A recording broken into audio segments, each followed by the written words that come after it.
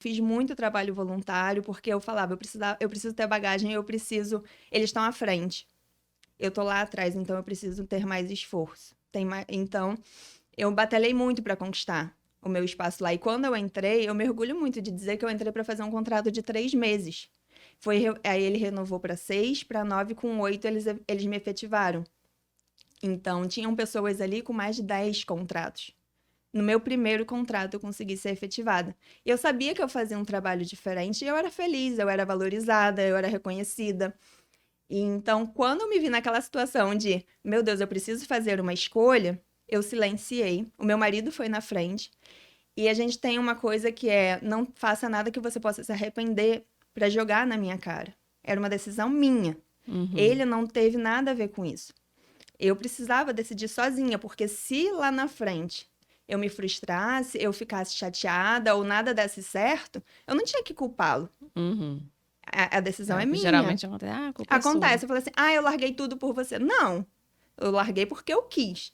Então foi uma decisão que eu tomei sozinha e nesses momentos eu sempre silencio, sabe? Eu busco na vida me ouvir, porque eu entendo que só quem dorme comigo sou eu que ponho a consciência é minha. Então, assim, a felicidade é minha responsabilidade. A minha felicidade não é responsabilidade de ninguém, ela é só minha. Verdade.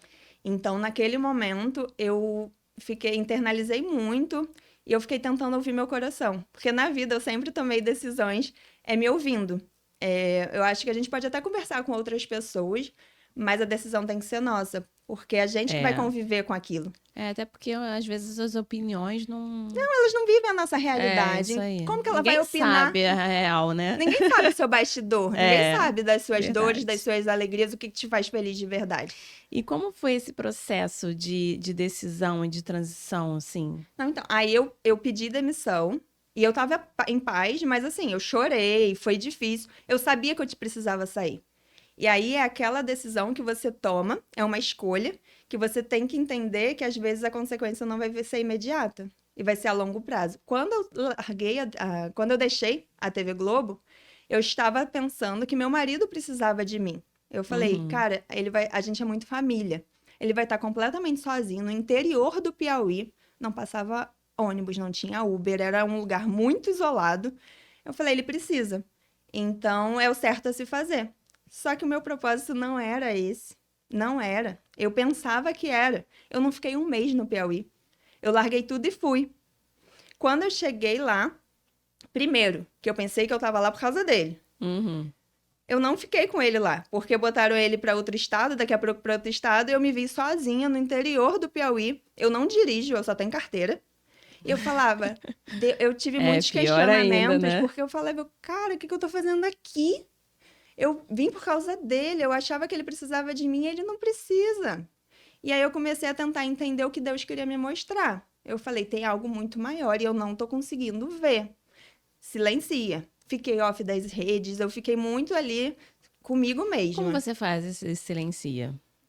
Cara, Você faz reflexões? Eu faço meditações, eu faço reflexões, eu escrevo muito, eu leio. Desde os meus 12 anos eu leio livros de autoconhecimento, porque eu acho que a gente precisa muito cuidar da nossa saúde mental, ela é fundamental. Porque uma decisão que você toma, às vezes você acha que ela pode não ter uma consequência muito, né, firme, mas ela pode mudar a sua vida por completo, como ela mudou a minha.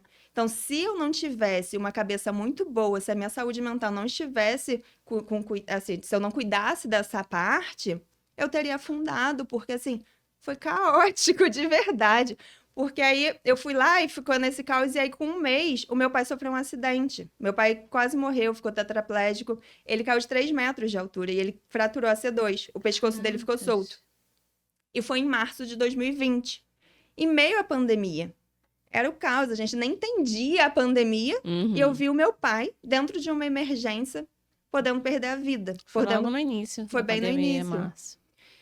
E aí eu falei, Felipe, minha maior prova de amor que eu poderia te dar foi ter largado a minha vida profissional, que é tão importante pra mim, mas a minha família precisa de mim. Então eu tô voltando pro Rio. E eu voltei pro Rio, e nesse ano de 2020 a gente... Mas ele já não estava mais lá no Piauí. Não, ele ficou no Piauí. Ele só fez, ele precisou ir para outro estado, passou 15 dias, para outro, depois ele voltou para o Piauí. Ah, tá. Era só realmente para Deus queria me falar assim, fica aí. Não sei. Testar a Olha, paciência. era para testar, porque foi bem punk, A assim. resiliência. Resiliência. E aí quando eu larguei tudo no Piauí e eu voltei. E aí eu entendi o meu propósito. O meu propósito nunca foi ficar com meu marido. Eu precisava pedir demissão da TV Globo para cuidar da minha família, dos meus pais, 100%. Porque eu pedi demissão e eu saí da Globo em fevereiro. Em março, a Globo entrou em home office. Eu poderia ter trabalhado de qualquer lugar do Brasil. Eu poderia trabalhar do Piauí. Eu não precisaria ter pedido demissão. Só que eu ter saído me permitiu cuidar dos meus pais como eu cuidei. Eu fiquei 1 ano na casa dos meus pais, cuidando deles. Meu pai não precisou de cirurgia, ele não tem nenhuma sequela, mas ele não podia tropeçar. Ele usou o colar de bombeiro durante 1 ano. Caramba. E os médicos falavam, olha, se você tropeçar, você pode morrer, seu pescoço está quebrado. Então, meu pai ficou durante 6 meses do quarto para a sala. Então, era muito delicado o quadro. Uhum. E aí, era pandemia, Piauí já é longe. E aí, imagina, eu vi o meu marido nessa época, eu fui pro Piauí 2 vezes e ele veio 2 pra cá. E isso não foi problema algum, sabe? Porque ele entendia. Eu falei, cara, olha só, eu não fazia ideia. E que bom que eu pedi demissão, tudo ficou tão claro pra mim ali. Todos os meus questionamentos, tudo que eu não entendia fez todo sentido quando meu pai se E é acidentou. sempre assim, né? É sempre Lá na assim. frente que a gente olha pra trás, caramba, foi por isso que fez isso, foi por isso que eu sofri à toa. É isso. E era só ter paciência, que é o que a gente não tem, né? Não É a tem, tal quer da tudo pra ontem. paciência. A gente quer. E aí as coisas não acontecem, a gente não enxerga o porquê de tudo. E aí eu voltei, mas quando eu voltei, era só para cuidar dos meus pais. E aí os meus pais têm uma padaria de bairro, ela é bem pequenininha. E aí eu assumi a padaria. Eu nunca tinha trabalhado na padaria, eu nunca tinha feito nada. Os meus pais, eles nunca me incentivaram a nada da padaria. Pelo contrário, eles falavam: isso aqui não é vida. Você trabalha de segunda a segunda, é muita ralação. E aí eu falava, tá. E aí ele sempre falou, o que que você... quando eu fui escolher, né, o que eu queria e tudo mais, ele sempre falava, o que faz você feliz?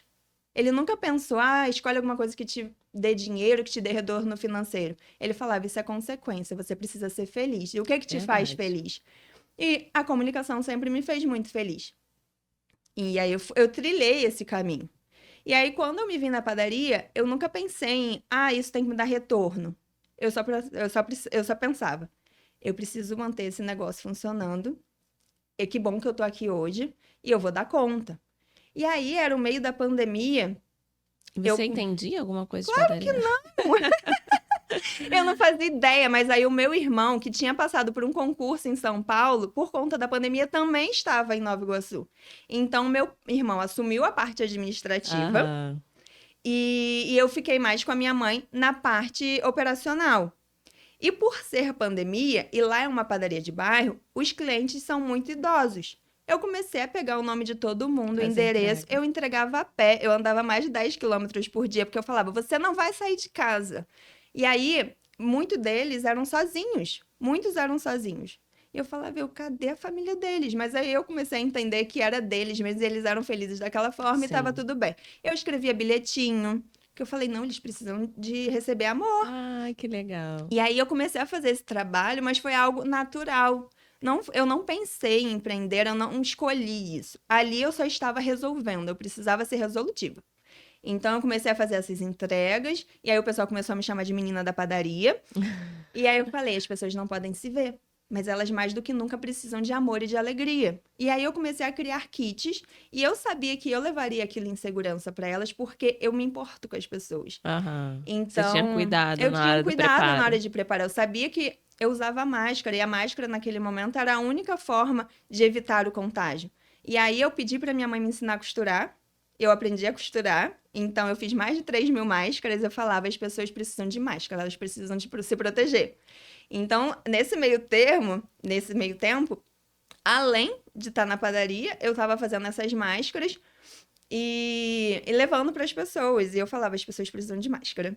E... Mas era tudo muito... Entende que, assim, tava chegando as coisas e eu tava fazendo. Eu não Aham. tava olhando aquilo com um olhar de negócio e tudo mais. Eu Aham. só precisava... O que que tá acontecendo agora e o que Você queria resolver aquele momento. eu E precisava na fazer pandemia veio um aquilo. pouco isso na gente, né? Aquela coisa assim, caramba, o que que eu posso fazer pelo outro?